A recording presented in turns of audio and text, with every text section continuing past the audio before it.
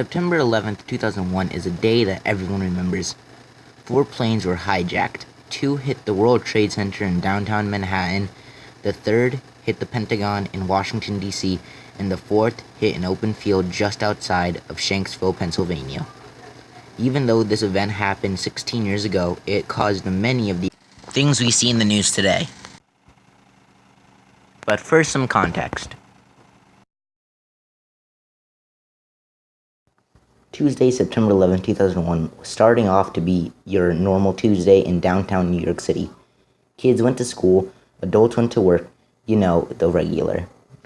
But then at 8:46 a.m., American Airlines Flight 11 hit the North Tower of the World Trade Center, and then at 9:03 a.m., another airplane, United Airlines Flight 175, hit the South Tower.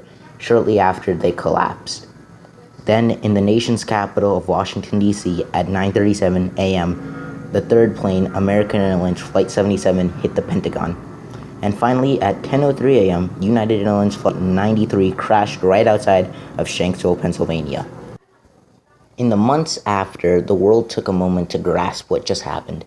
The NATO Council declared the attacks against the United States were an attack against NATO itself. The Bush administration had announced a war on terror, which we are still fighting to this day. 9/11 was the direct cause for today's problems, the never-ending conflict in the Middle East. Now, what if all this never happened? That is what I will be searching for in this video.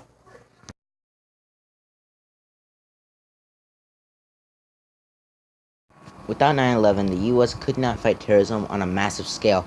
If smaller terrorist attacks occur, then the U.S. could fight terrorism, but in a smaller way. Cruise missiles, special forces, and eventually drones would be used.